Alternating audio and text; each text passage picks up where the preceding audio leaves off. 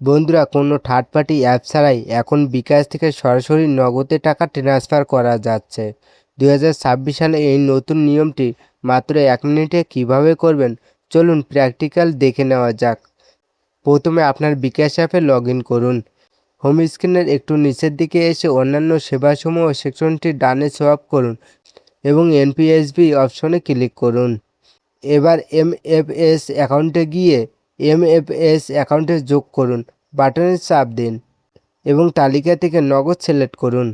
নিরাপত্তার জন্য এখানে ফেস স্ক্যান করতে হবে। স্ক্রিনের নির্দেশনা অনুযায়ী মাথা উপর নিচে করে আপনার চেহারা যাচাই করে নিন।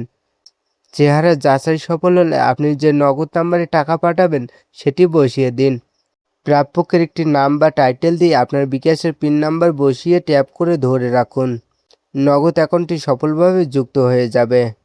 অ্যাকাউন্ট যুক্ত হয়ে গেলে আবার বিকাশে এনপিএসবি অপশনে যান। এবার আপনার সেই যুক্ত করা নগদ অ্যাকাউন্টটি সিলেক্ট করুন। এখানে মনে রাখবেন সর্বনিম্ন 300 টাকা থেকে পাঠানো শুরু করা যায়। আমি 300 টাকা বসিয়ে নেক্সট বাটনে ক্লিক করছি। ক্লিক করার পর আপনি এখানে রেফারেন্স নাম দিতে পারেন। আমি এখানে আমার নাম লিখে দিচ্ছি। তারপর আপনার বিকাশের পিন দিয়ে নিচে ট্যাপ করে ধরে রাখলেই টাকা ট্রান্সফার সফল হয়ে যাবে। টাকা আসলে জমা হয়েছে কিনা তা দেখতে আমরা নগদ অ্যাপের ট্রানজ্যাকশনে চলে এলাম। এই যে দেখুন, অন্যান্য এমএফএস থেকে 300 টাকা সাথে সাথেই রিসিভ হয়ে গেছে।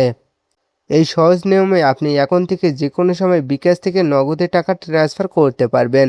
ভিডিওটি ভালো লাগলে অবশ্যই একটি লাইক দিন, বন্ধুদের সাথে শেয়ার করুন। আর এই ধরনের দরকারি টেক টিপস নিয়মিত পেতে আমাদের চ্যানেলটি এখনই সাবস্ক্রাইব করে রাখুন। ধন্যবাদ।